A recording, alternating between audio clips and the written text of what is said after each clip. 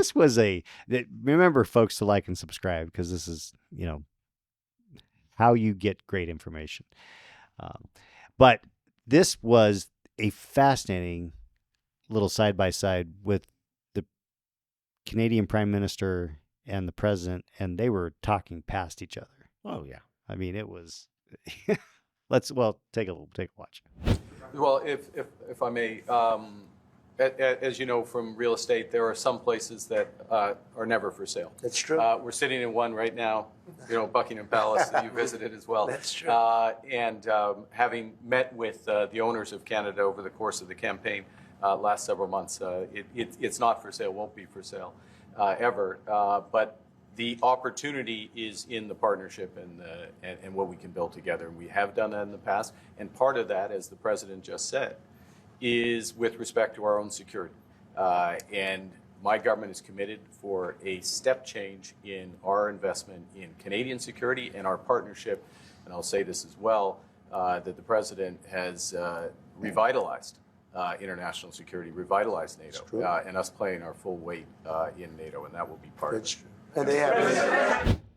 Well, Canada. At one point, I guess we missed it on this one, but I feel like the President said... He did say, never say never. And the clips that I've seen, Carney's like, never.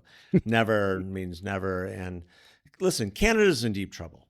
Canada, by electing another Liberal who is not going to change from the policies of who he's succeeding in Justin Trudeau, Canada's in trouble. They're in trouble economically. They're in trouble socially. There's a lot happening in Canada that this gentleman's not going to address. And what I'm more convinced of is that this outcome is exactly what Trump wanted, because he is going to be able to leverage what he wants out of Canada over time with this leadership versus Pierre Poilievre. Well, maybe the other thing that people need to watch, because I don't think this is being reported at all, but I've been watching it.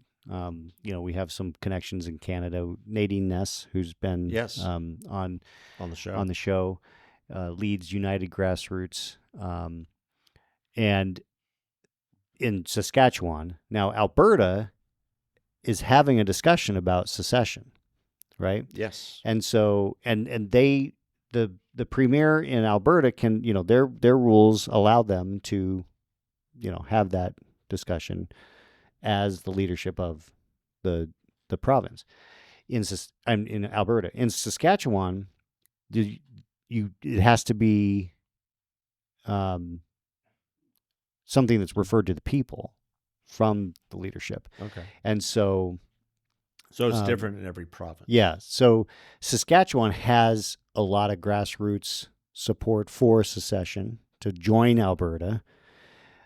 And some of the Liberals there are really, going after the premier, claiming that he's not being honest with them. But basically what they want to do is shut down the voice of the people. No surprise.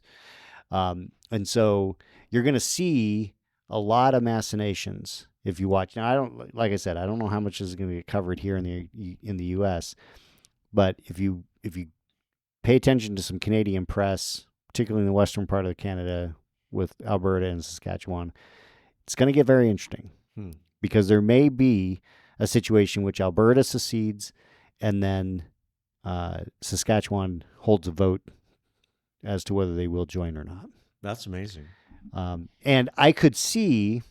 I could see a situation... talking about seceding as long as I've been alive. For a totally different reason. But now it's like, oh no, we got to keep together. This is so fascinating the dynamics... What I understand is that the politics of Canada is really decided by two provinces, and that's Ontario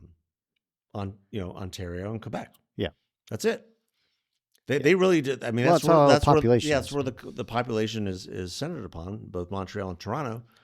And then the rest of the country gets screwed. Yeah. So it'll be, you want to talk about Canada being the 51st state. Now, I could see a situation in which Alberta and Saskatchewan become the 51st state. That would be very interesting. And that would be a very different dynamic for conservatives or Republicans, because we'd most likely have Republicans being elected out of those provinces, then, because I was very much against Canada becoming a fit first state if it was the whole of Canada, because that's 2 very liberal senators and, a dozen liberal Democrats in the House. So, we'll see what this technocrat Carney does with what he was saying in terms of security. And what I hope he's saying is that Canada now is going to step up and provide what they've committed to in terms of NATO. Yeah. But which they have not done. No. At all. For years. Maybe ever. Yeah. For years, if not ever. And it's really why it's one of the things I agree with Trump wholeheartedly on. And that's the need for NATO members to really step up and provide their commitments. Yeah. Yeah.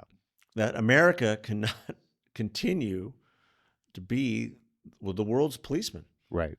When in the post-World War II world, when you have plenty of countries who can step up and provide right. assistance.